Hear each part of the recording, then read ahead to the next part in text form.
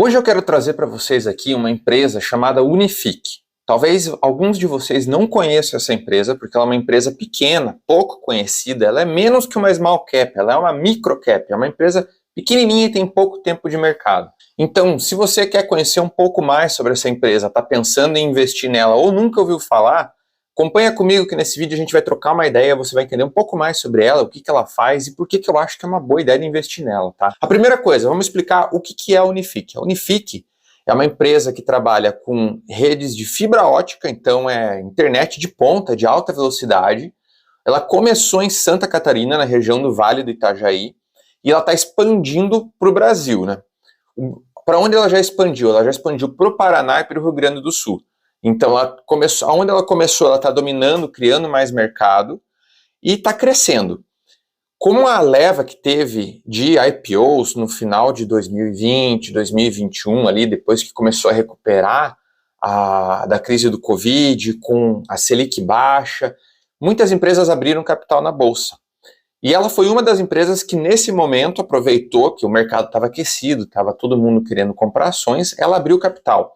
E junto com ela, outras duas concorrentes dela também abriram capital, que são a Brisanet, que faz basicamente a mesma coisa, também é rede de fibra ótica, só que daí para o Nordeste.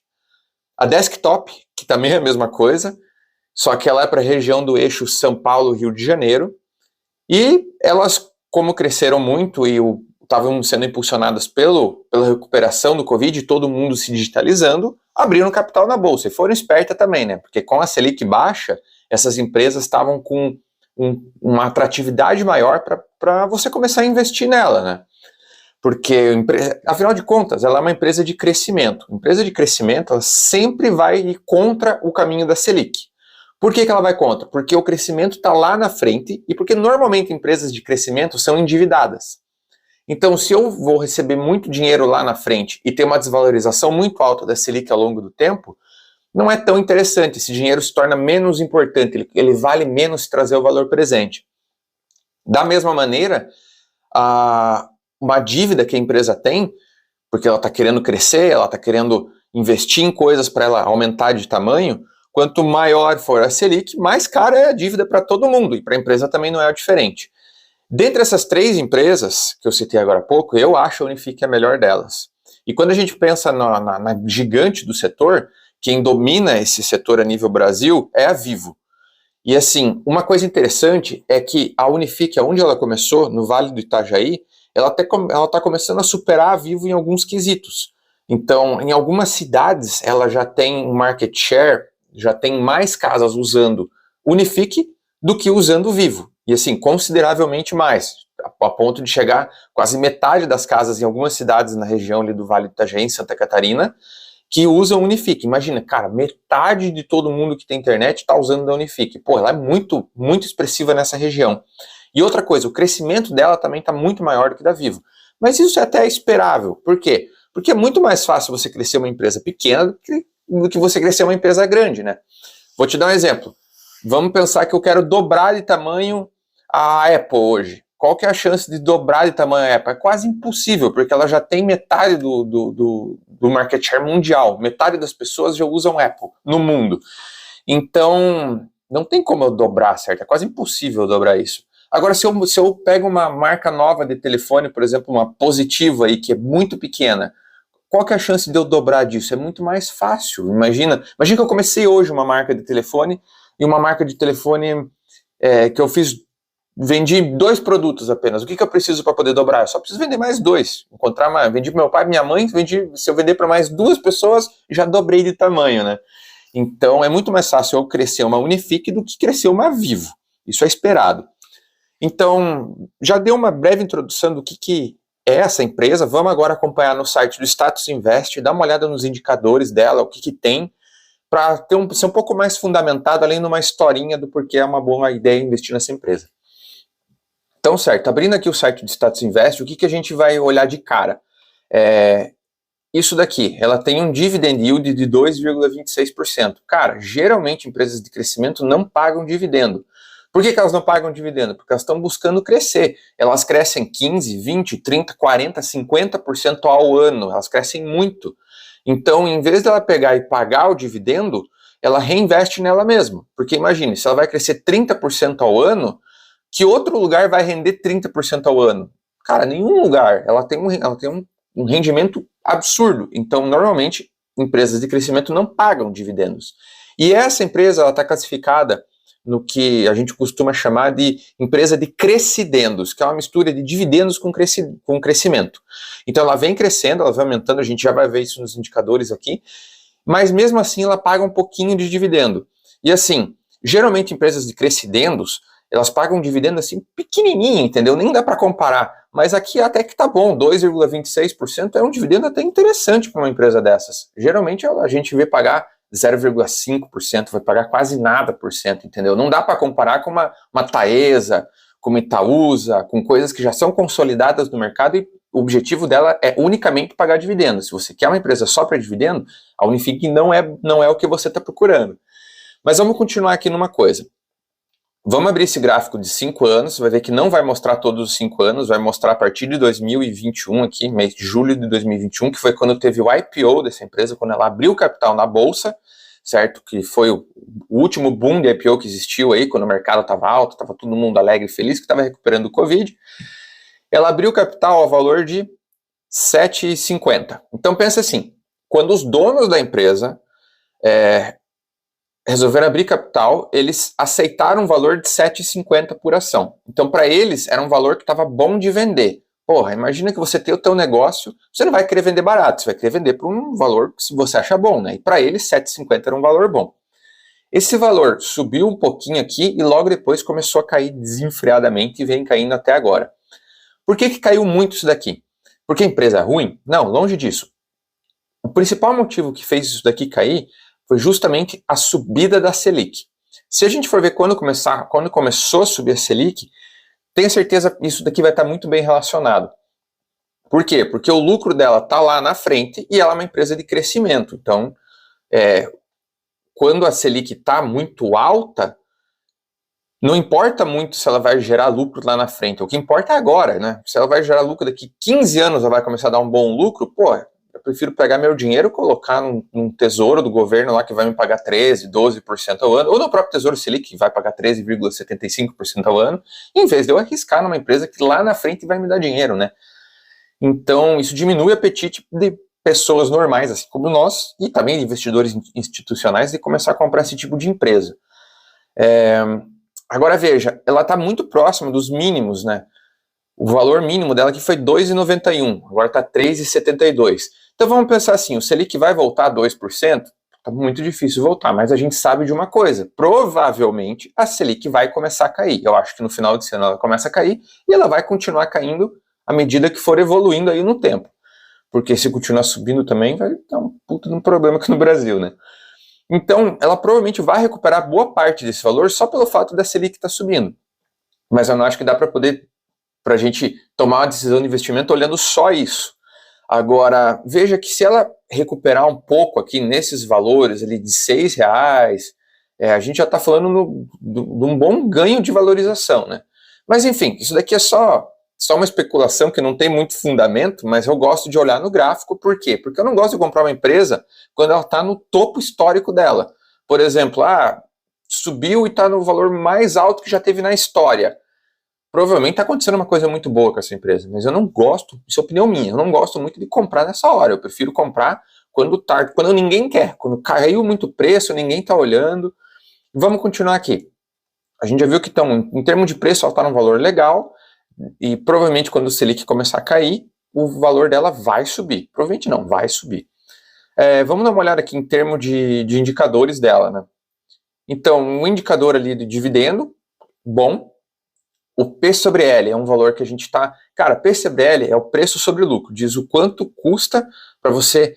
Com quanto do lucro daquela empresa você vai conseguir comprar ela em quantos anos. Então, se tiver um P sobre L de 1, com o lucro de 1 ano você compra a empresa inteira. E aqui está em 10,9, quase 11. Ou seja, com 11 anos do lucro, se o lucro se manter o mesmo, você compra a empresa pelo preço que ela está agora. Esse indicador de P sobre L para empresas de crescimento, geralmente ele é muito grande. Porque como o lucro vai subindo 30%, 40%, 70% ao ano, daqui 5 anos o lucro dela vai estar 3 vezes maior do que é hoje, certo? Então um PL muito, muito alto, muito esticado, muito grande, um PL de 40, 50, na verdade ele vai diminuir porque o lucro da empresa vai crescendo muito com o tempo. E veja que esse indicador de P sobre L é um indicador que praticamente numa empresa estável, não numa empresa de crescimento. Uma empresa, por exemplo, uma construtora do Brasil aqui, você vai procurar, vai achar valores mais ou menos nesse valor, assim, um PL consideravelmente baixo, ainda mais para uma empresa de crescimento.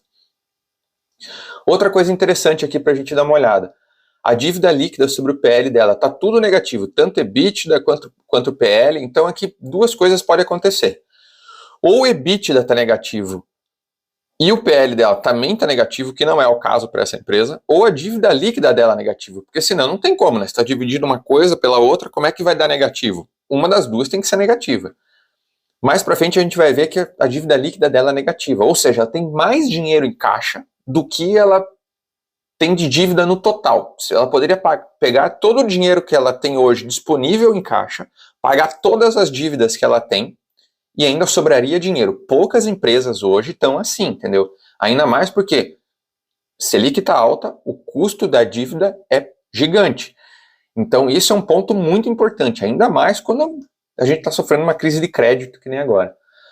Próximo ponto, a parte de margem. Se a gente for olhar aqui, margem bruta, margem EBITDA, todas as margens, a margem bruta dela é quase 50%.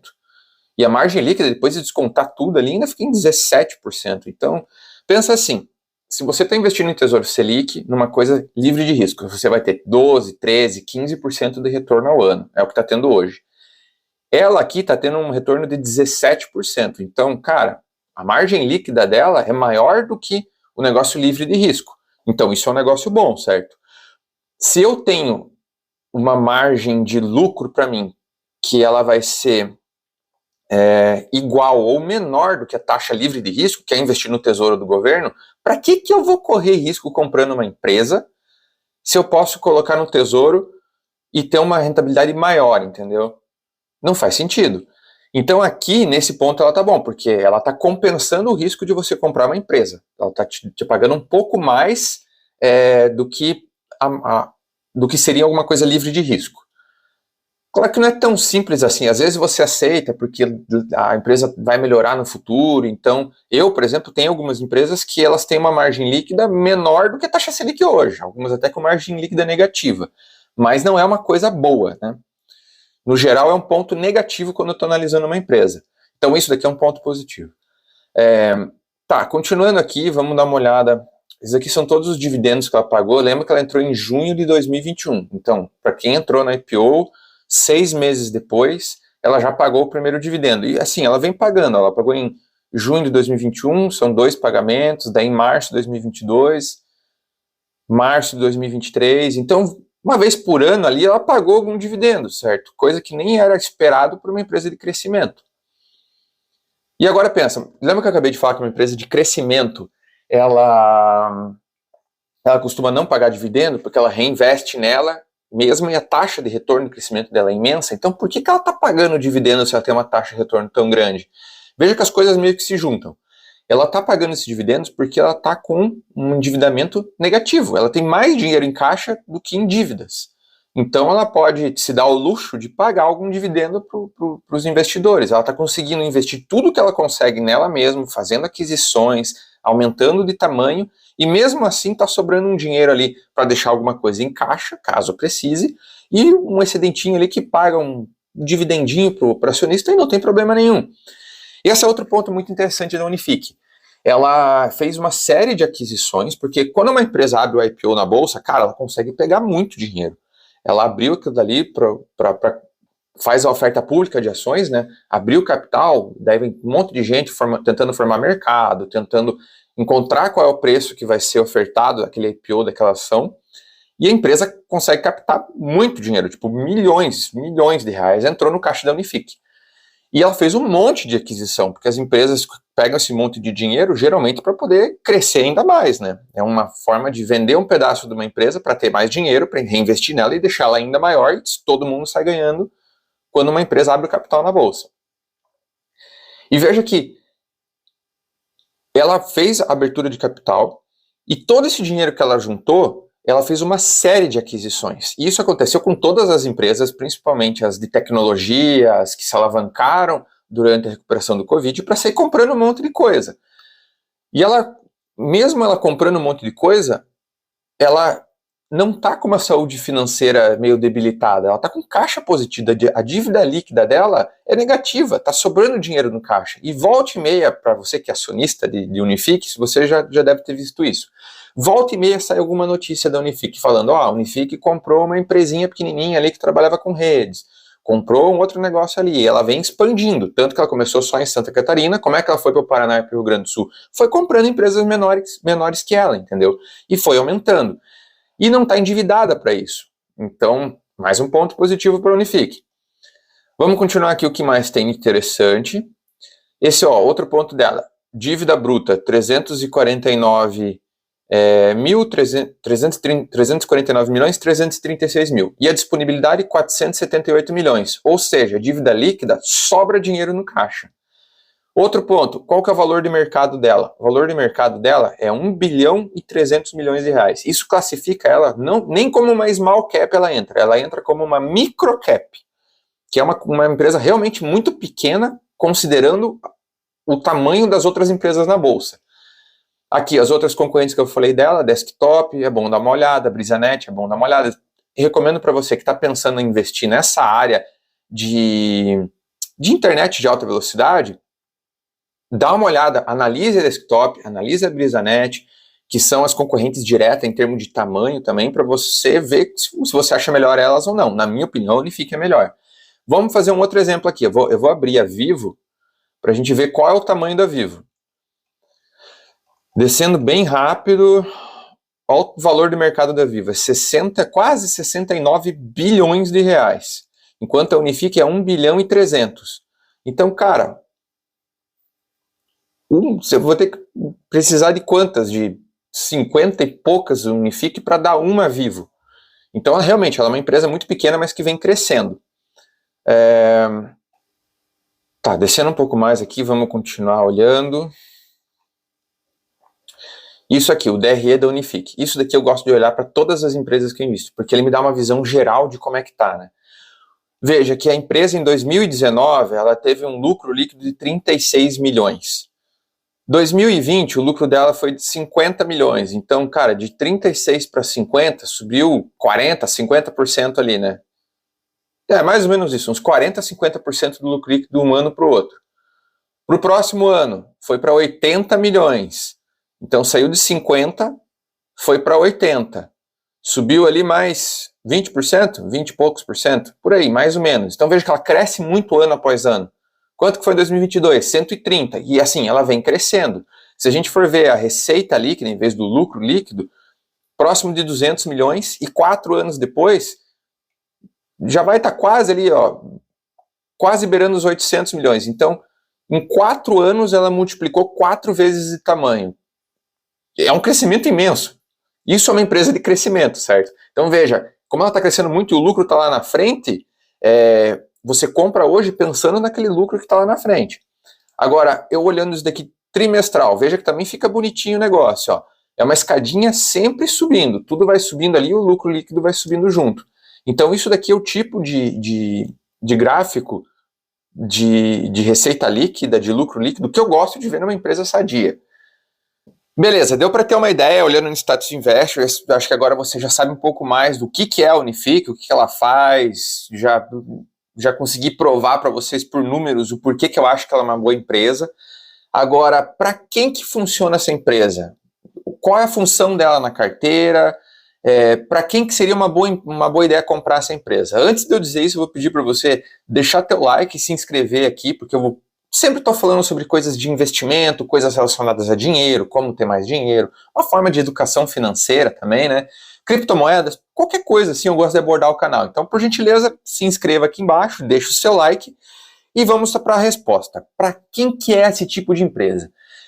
Primeiro, se você está buscando dividendos, não se anime muito com esses dividendos da Unifique, porque eles vão ser pequenos, porque é uma empresa de crescimento, ela está buscando crescer, e quando ela tiver a oportunidade, provavelmente ela vai se endividar, como todas as empresas de crescimento fazem, para ser maior ainda lá na frente. Isso é uma empresa de crescimento, tá? Então isso daqui é para você que está querendo comprar ali uma cota num negócio que está no começo. Veja que pelo tamanho dela, primeiro, ela é uma empresa muito, muito eficaz no que faz e muito boa, porque ela está conquistando os clientes de quem é líder no mercado. E como ela é pequena, ela vai crescer. Então, você vai comprar hoje uma cota por R$3,14, talvez daqui 10 anos, essa cota esteja valendo, sei lá, 15, 20, 30 reais. É esse o objetivo com uma empresa de crescimento, entendeu? Quais são os riscos e o que pode acontecer com uma empresa dessa? Primeiro, todo investimento tem seu risco. E se você não entender o que a empresa faz, é impossível você dizer quais são os riscos dessa empresa. O primeiro risco dela, ela ser comprada, que eu nem considero um risco na verdade. Se eu fosse o dono da Vivo e visse esse negócio crescendo, começando a ficar bom, começando a comer os meus clientes, o que eu ia fazer? Eu ia chegar e te oferecer, tá valendo, ela vale quanto? 1.300.000? Eu te dou 4 milhões hoje e compro a empresa de você. Isso vai pesar muito para a Vivo? Não, cara, a Vivo vai comprar um negócio rodando bonitinho, vai pegar toda a estrutura de cliente já fidelizada e vai migrar aquilo dali para a Vivo e no final das contas, o lucro da Unifique vai ser da Vivo, porque a Vivo comprou ela. Então esse é um risco. O que acontece com você se você for comprado? Vai vir a proposta, provavelmente eles vão pagar um valor mais alto do que está agora a cotação das ações, e geralmente isso costuma ser uma coisa boa para o acionista. Eu não lembro de um caso que foi realmente ruim para o acionista ter a empresa comprada.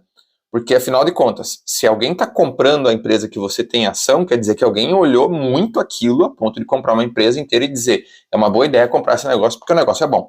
Segundo risco que a Unifique pode estar exposta, troca de tecnologia. Cara, se você aposta todos os teus ovos num negócio, pode ser aquele problema. Vamos lembrar aquele caso da Kodak lá, que a Kodak não quis pegar as câmeras digitais porque ela era líder de mercado em filmes de revelação. E, cara, a empresa era excelente, entendeu? Até a hora que inventaram a câmera digital. O que aconteceu com a Kodak? Se ferrou. E pode acontecer uma coisa parecida com a Unifique. A gente tem o 5G já, boa parte implementado, não todo o potencial dele explorado, mas já tem o 6G sendo desenvolvido, em testes vai ter o 7G, e eventualmente essas redes vão melhorando. Até que ponto eu vou precisar de uma conexão de fibra ótica? Não sei. Eu acho que é difícil, mas não deixa de ser um risco, isso pode acontecer. Ou uma outra tecnologia pode entrar, certo? Pode entrar a tecnologia, por exemplo, da Starlink do Elon Musk. Imagina que a Starlink chegou a um nível que barateia tanto que é mais barata e tem uma velocidade tão boa quanto uma fibra ótica. O que você vai fazer com uma fibra ótica? Você vai preferir uma fibra ótica ou uma internet por satélite que pega no mundo inteiro, é mais barata e tão rápida quanto? Pode ser que fique obsoleta essa tecnologia. Então não dá para você botar todos os teus ovos e ter certeza que vai ser só essa empresa que você vai investir, porque pode acontecer alguma coisa assim. Mas são riscos baixos, né? Quais são outros riscos que pode ter? Cara, não é uma empresa endividada, não é uma empresa que tem nenhum escândalo que eu saiba de um problema, que esteja correndo. É uma empresa assim que foi colocada ela no mercado sendo um IPO muito redondinho, um dos mais redondos dessa leva de IPO que veio. Tanto que eu sou acionista dela, eu aumentei até minha posição nela ultimamente, porque eu acho uma empresa muito boa, e é uma empresa que daqui a alguns anos vai estar valendo mais do que está valendo agora, com certeza. E agora cabe a você ver se é isso que você está buscando para a sua carteira, ou se você está buscando dividendo, ou está buscando alguma outra coisa, sei lá, ou se você não gosta desse setor, se você gosta do Elon Musk e acha que ele vai dominar tudo isso. Enfim, você tem que tomar as suas decisões, né? Mas espero que eu tenha ajudado a esclarecer um pouco para você do que me levou a estar investindo nessa empresa. E se você ficou interessado em saber um pouco mais sobre essa divisão principal de ações, que são ações de crescimento e ações de dividendo, e daí tem esse limbo que está ela de crescimento no meio, né? Mas queria entender um pouco mais sobre crescimento e dividendo, eu vou deixar um vídeo no card aqui para vocês, explicando mais a fundo esse conceito e principalmente como a Selic influencia nele ou não, né? Beleza? Vai assistir o vídeo.